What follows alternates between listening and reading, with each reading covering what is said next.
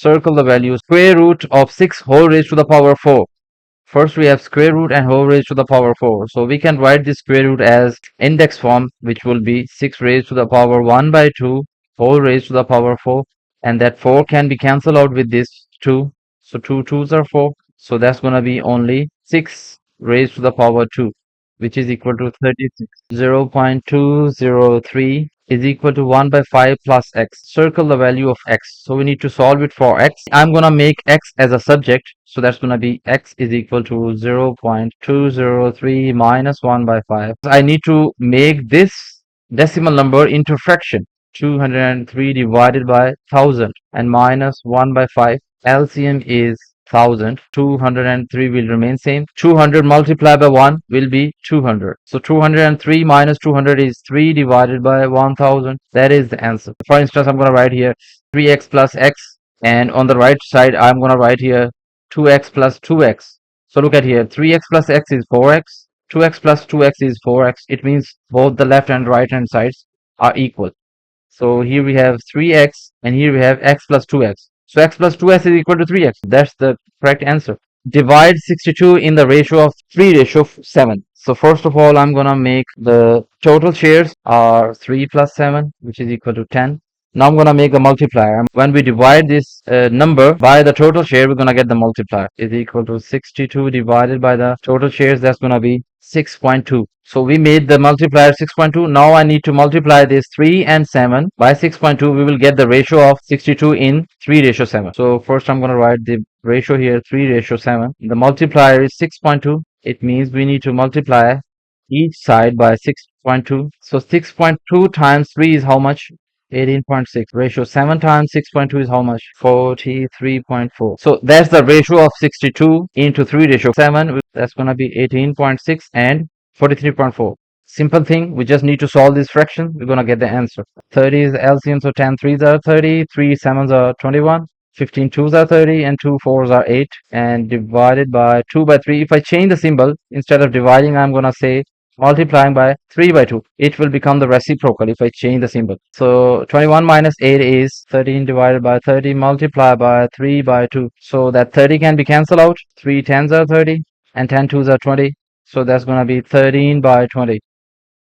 So we need to find out the integer value of x. It could be presented on the number line also. So I want to get rid from this 4. So what should I do? I just need to divide throughout by 4. So if I divide throughout by 4, so 12 divided by 4 less than equal to 4x by 4 less than 25 by 4. That 4 3s are 12, 4 1s are 4, and 25 by 4 can be written in the mixed form. So that's going to be 3 is less than equal to x is less than 6 whole 1 by 4. So greater than equal to 3, it means it starts from 3, and 3 is also involving in it. So we need to fill this circle, and it should go in between 6 and 7. So that's going to be 1 2 3. So 1 2 3 4 parts. So we need only first part, which is 1. So that is actually 6 whole 1 by 4, or that is equal to 25 by 4. That is not included in it because it says that less than, not less than equal to. So I need to make a circle here, but that circle should be empty. So integer values of x 3 4 5 6.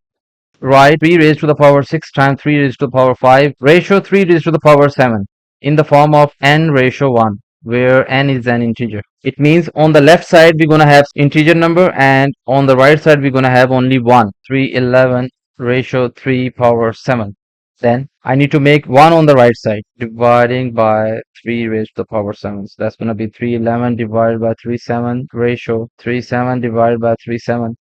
So 37 can be cancelled out. Take away the power of the denominator from the power of the numerator. So that's going to be 311 minus 7 ratio 1. 311 minus 7 is 4. 3 raised to the power 4. That would become 81 ratio 1. That is the answer. 81 ratio 1. A is 10% more than B. Circle the ratio AB. 1 out of 10 is actually 10%. Okay. And if we add this 1 in 10, that will become 11. So that is the answer. So the question is simple, that we have to simplify this, and we need to find out the integer value of x.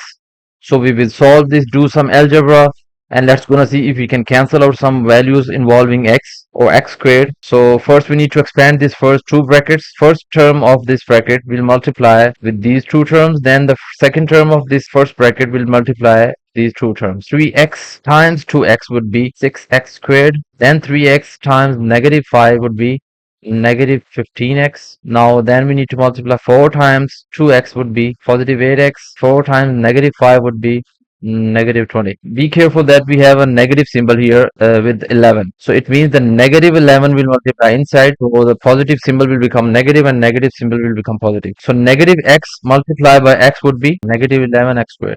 Negative 11x times negative 2 is how much? Positive 22x. Because negative times negative is positive. We're going to go to the third portion, which is 5 times x squared minus 3x minus 5. So 5 will multiply inside the each terms. Let's gonna see how many like terms do we have. So first I would like to find out the like terms involving x squared.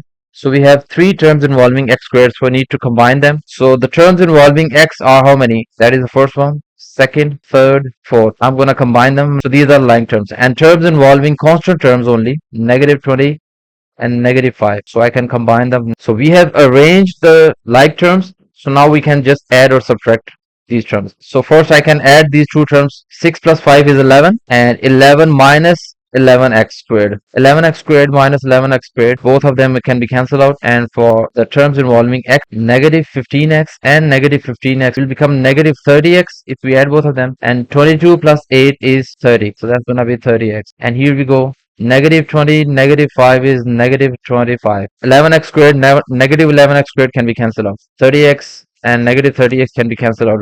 So we're gonna have only integer value, which is negative 25. A graph has the equation y is equal to x squared plus px plus r, where p and r are constants. Okay, the graph passes through the point 0, 4, that is the first point, 1, 3, second point, 8, w, that's the third point. Work out the value of w as the given points lies on the graph. We can place these points into the graph. So first I'm going to put this 0, 4 in the equation. I'm going to say that is star.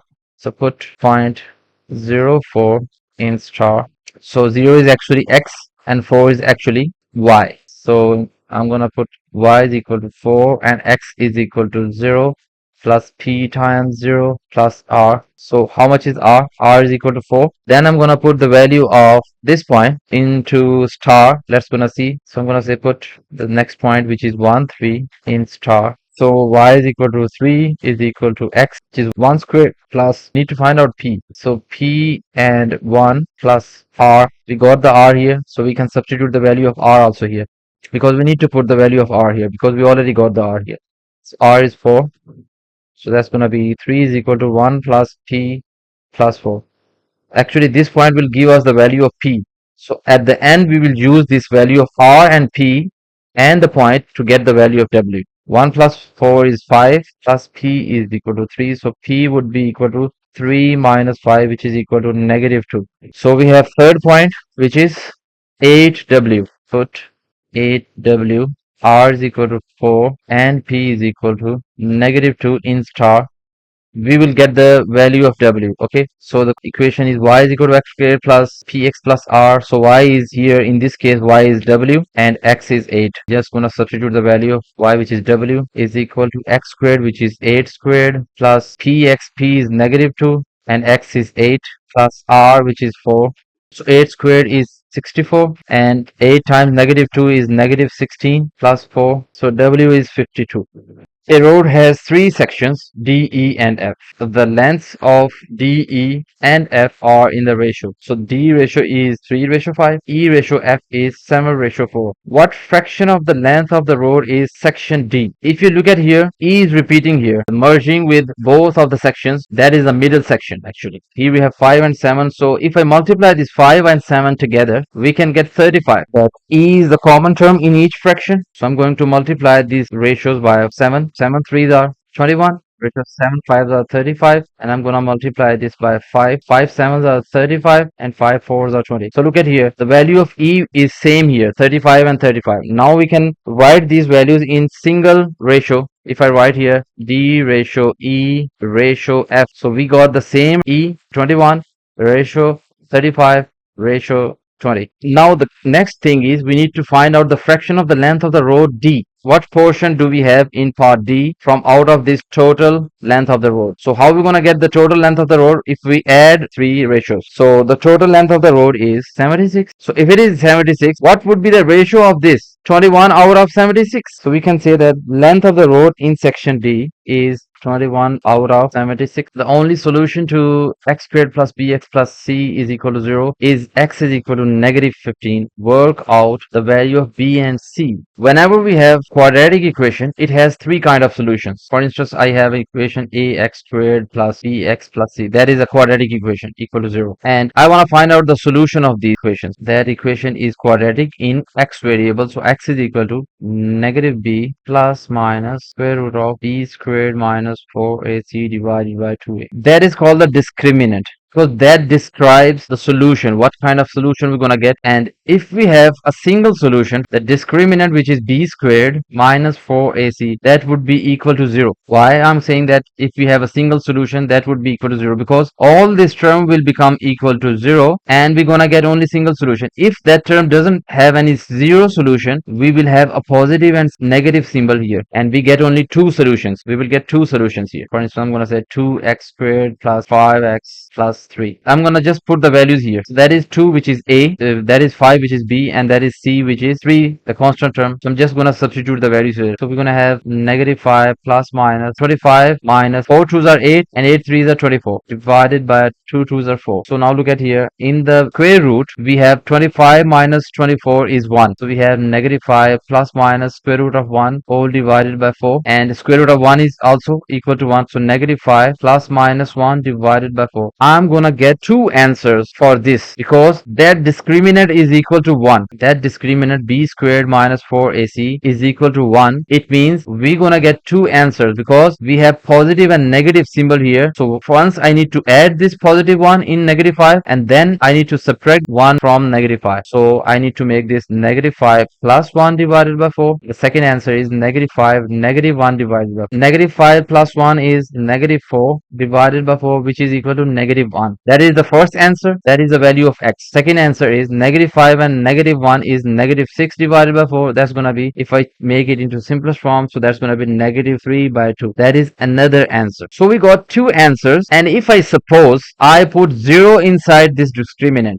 because it is 0, and if I add 0 in negative 5 or negative 0 in negative 5, nothing is gonna change. We're gonna get the same answer, negative 5 by 4. So we get the same answer. So it means if we have a single solution, so it means the discriminant of this equation would be equal to 0. So we have two equations. Equation number 1, so x is equal to negative 15 in 1. So we can get only two variables, b and c. So negative 15 squared is 225. I can write this as negative 15b plus c is equal to negative 225. By putting the value of x in this equation, I made an equation involving the variables b and c. The discriminant is equal to 0. So I can write the discriminant is b squared minus 4ac, and a is 1 here, the coefficient of x squared. So that's going to be b squared minus 4c only. That is actually the value of c. So I can put this value in equation number 3. So that's going to be b squared minus 4c, and c is 15b minus 225 equal to 0. So if I multiply this inside, so that's going to be b squared minus 4 times 15 is 60b, and negative 4 times negative 225 is, that's going to be 900.